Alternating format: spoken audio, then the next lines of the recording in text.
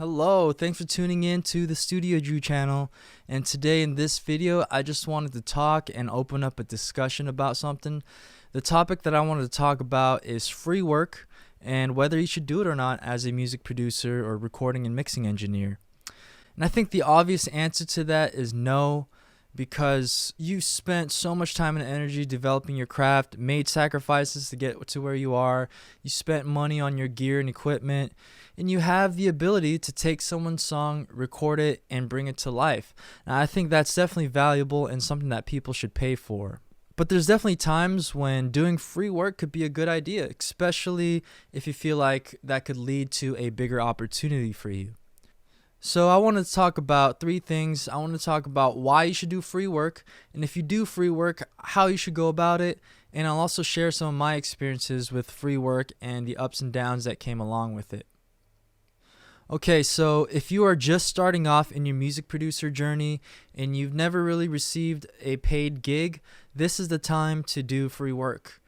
And the reason for that is because right now you're at a stage where you need to build a portfolio or resume.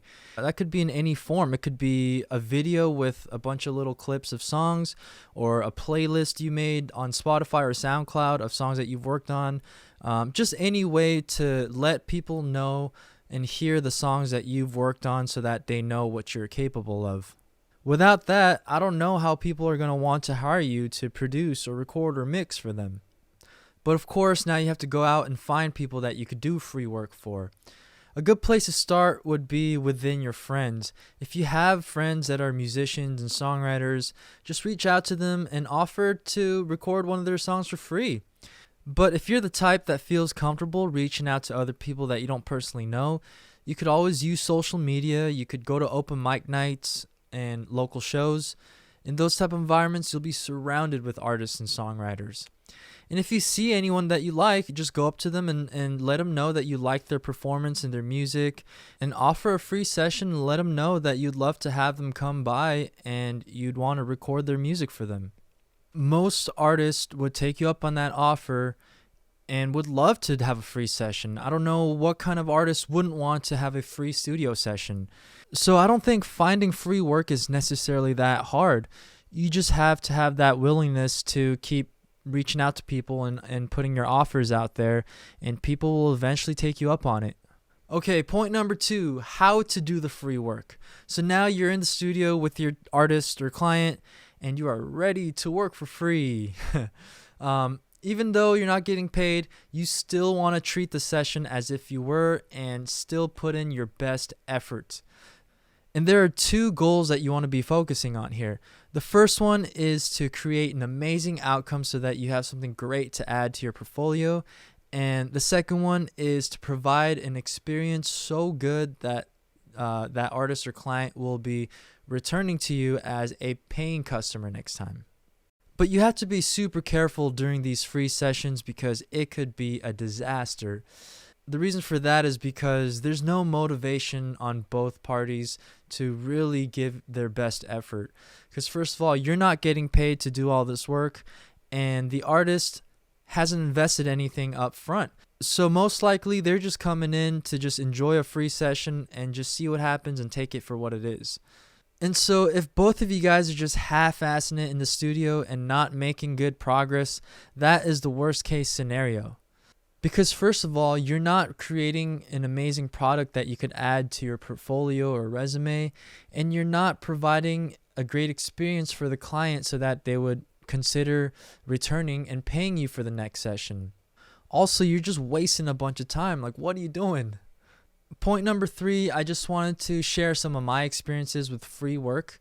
I definitely did all of the stuff that I mentioned earlier. In my starter days, I reached out to friends and I went out to open mics and local shows to look for artists that I would want to reach out to, and it all worked eventually. I mean, it wasn't easy, but I was able to, do some free work for some artists, and I was able to take the songs that we worked on and add it to my portfolio.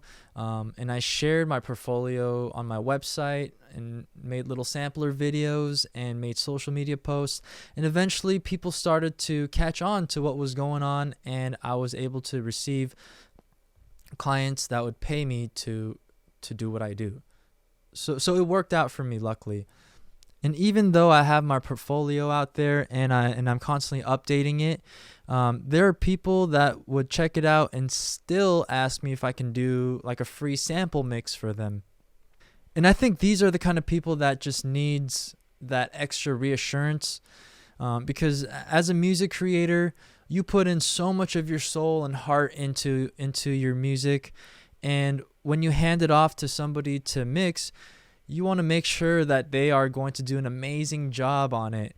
And so I think these are the people that just want to really make sure that they are handing it over to the right person before they pay, which is totally understandable. But when I do get asked to do something for free, I ask myself two things. I ask myself, do I like the music, and do I see potential in this to become something greater than what it is? And I ask myself if I have the time and willingness to do it. And there are times when I did agree to do something for free, and sometimes it actually led me to a bigger opportunity, and sometimes it didn't really lead to anything, so I just kind of had to take the L and move.